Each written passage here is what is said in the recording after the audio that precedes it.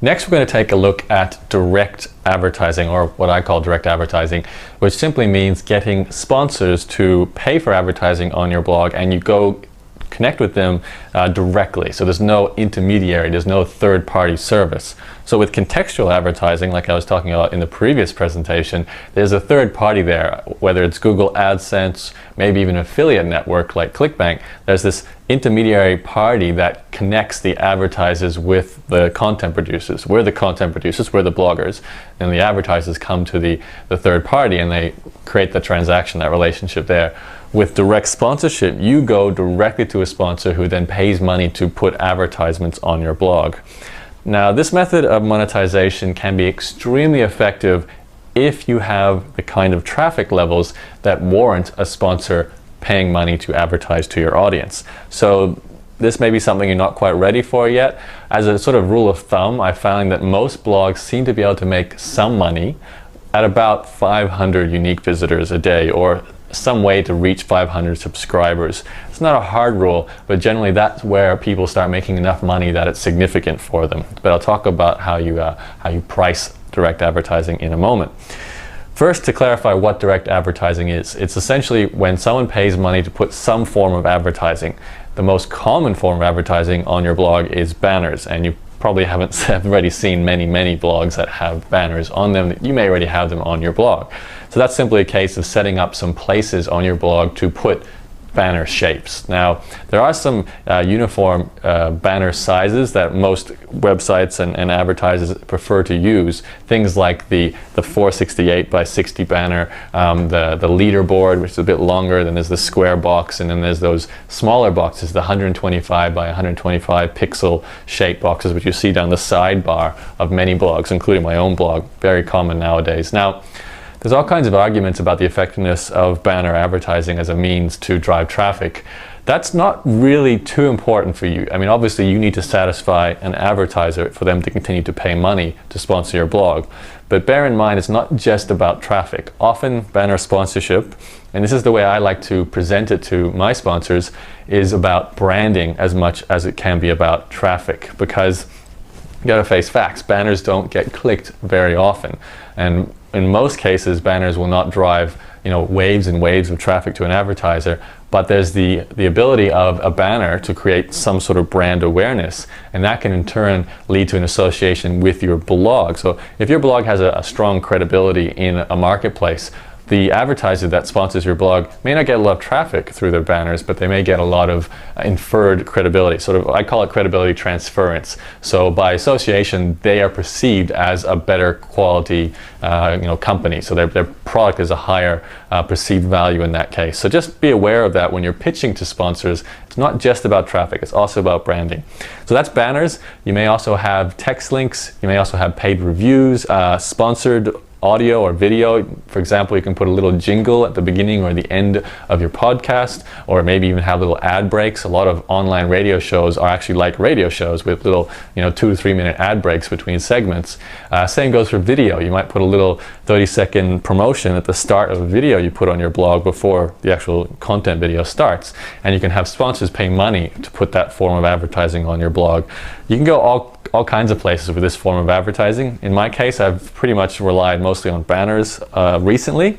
I used to sell text links. I used to sell paid reviews. I stopped. Don't let that hold you back from testing it. The reason I stopped doing paid reviews was I hated having to write about a subject that I didn't necessarily choose to write about. It was because the sponsor had paid me money. And text links, there are a bit of issues with text links in recent years because Google started penalizing sites that actually sell links rather than getting links, because it was a natural organic process. You can get away with selling text links if you put what's called the no-follow code on it. You might want to ask a tech person what that is and how to do it, or just Google search the words no follow. You'll get some instructions there.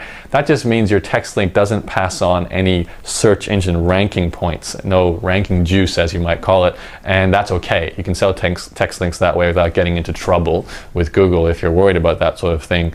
Bearing in mind the advertiser may not be as interested, so I haven't sold nearly as many text links in recent years as I did before Google started getting heavy-handed with that sort of thing.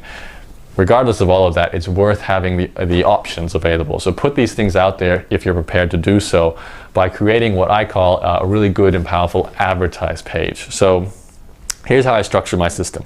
I take banners on my website, on my blog, and to do that, I use a distribution system or a software program called OpenX. This is a free program. You can download it, do a search in Google for OpenX, and you'll get it. It's a program that you just install on the same server that your blog is on. You can have a tech person do that for you. I recommend you have a tech person do that one for you. It's a bit tricky to configure. Once it's up and running, it delivers the banners. So what you can do is create advertiser accounts within the software. They put their banners into the system, and it'll track statistics, how many times the banner is displayed, how many times the banner is clicked. It lets you create individual logins for your advertisers so they can log in and check their numbers. And it just makes it easier to manage all the different banner campaigns you have running on your blog. Once that's up and running, then you can easily add new campaigns whenever you like. So my system uses that, OpenX, and what I do is I have an advertise page on my blog. So if you go to my blog now, entrepreneurs-journey.com, click the advertise button in the navigation bar, you'll see a page there that essentially breaks down some really core important components of what advertisers want to see when they decide whether to sponsor your blog. So things like what your unique daily visitors or monthly total number of unique visitors, the number and total of your page views. So unique visitors and page views are primary. They want to know things maybe like the demographics of your audience, if you can get that information, how many pages are in your website. You can put things like PageRank and Alexa ranking as well. Not so important. Usually the most important thing is those unique visitor and page view counts. That's what most advertisers really want to see. So go to your Google Analytics account, pull up the statistics, just type it into this page and give that information to the potential sponsors. What I like to do as well on my advertise page is make it as easy as one click to sponsor my site. But to do that, many ways you can. My personal choice is just to go into PayPal. If you go into PayPal, paypal.com, you probably already have an account. Go to the merchant area where you can create merchant facilities. Basically, you can set up little miniature shopping carts. And for this case, you want to sell advertising to sponsors.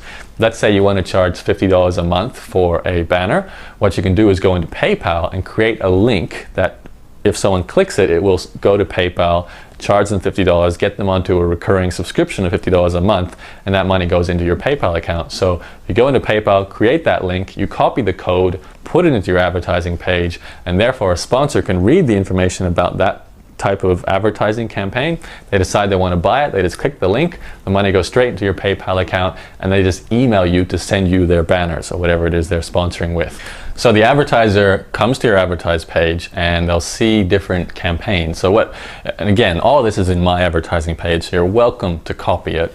You can copy as much of it as you like, and I found it's a very effective format, so test it and see how it goes.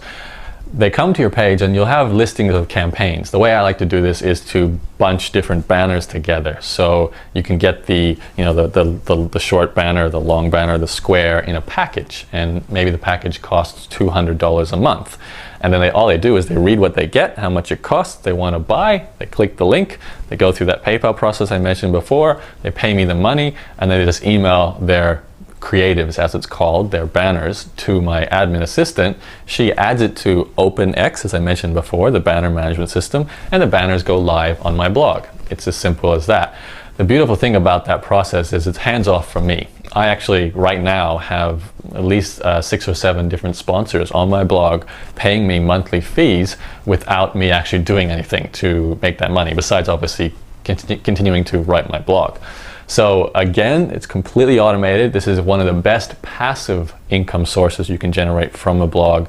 And all it takes is having the way to distribute your banners, so the system like OpenX, a page that sells your advertising campaigns, the sponsorship campaigns, without you having to do any back and forward communication. So you list the right details in the advertise page, and then a PayPal button so they can send you the money. You combine those 3 things, hopefully with an admin assistant who's processing your email, of course, and uploading the banners.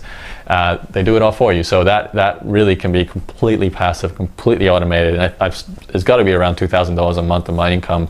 That is like that, really completely hands off from me. So this can be a fantastic way of generating a solid income stream from your blog.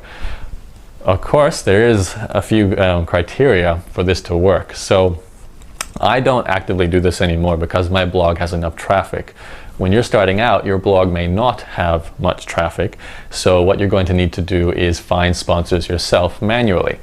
Now, I have done this on some of my other websites when they were just getting started, and this is completely fine. It's good practice. I recommend you do this because it helps you figure out what advertisers want and, you know, speak the right language to them. You're going to find out what sort of statistics they want to know about, and once you know this, you can put that onto your advertise page. So the way I used to go find advertisers, a few different methods.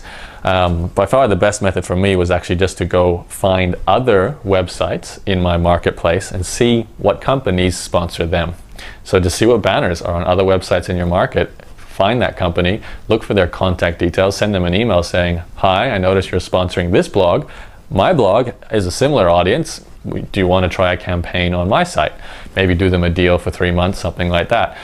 Best way to find people who want to sponsor blogs are people who are already sponsoring blogs. So that's definitely the best technique to go find sponsors. You can do this offline as well. That's the online way. I actually, when some of my other websites, I would go find physical stores that cater to the same market my website did.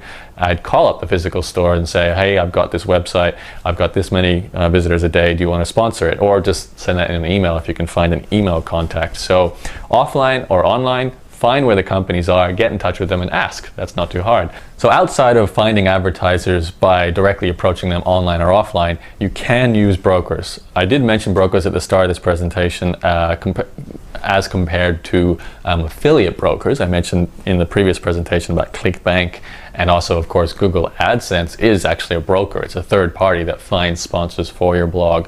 There are a few other services that generally focus on specific types of media. That's what makes them different. So I'm just going to rattle off a few of them, and you can check them out. I wouldn't apply to all of them. Pick the ones that look like they will, you know, match what you're trying to do and offer the kind of sponsorship that you think you'd like to test. Okay, so there's sponsored reviews. So these are the kind of websites where you can list your blog available for other people to buy a review from. The websites for this are reviewme.com, sponsoredreviews.com, and payperpost.com. If you don't mind writing reviews on your website, on your blog, and you know you're going to be told to write about all kinds of subjects, then this is a way you could start making $25, $50 a review, even up to $500 per review once you get significant traffic. Some of the most popular blogs today will earn $500 for writing one blog post, which is pretty incredible. I think it's, you know, $500 an hour kind of work, which is not too bad. The best I did was $250 back when I used to do sponsored reviews, but as I said, I don't do them anymore. Similar to that are text link brokers. So these sites find you people who want to buy text links on your website. So you can try textlinkads.com and textlinkbrokers.com. It's up to you whether you want to sell text links. Just adhere to what I was talking about previously about the SEO implications there. You know, you don't want to get penalized by Google. And the third type of intermediary who will go and get sponsors for your blog are the specific blog related ones. They're Adbright, adbrit.com, and there's also another one called blogads.com. These two basically focus specifically on websites, and blog ads obviously on blogs, and they find sponsors. And what you do is you put your code on the website and they'll put banners on your website from other advertisers. There's one other one called Federated Media. However, you do need to be a reasonably high profile blog to be accepted into their network. And they often get you premium sponsors, so you make a little bit more money through them. That's federatedmedia.com. But you can go join Adbright or Blog Ads and just test it out and see if you get any sponsors. You might make some money, you might not.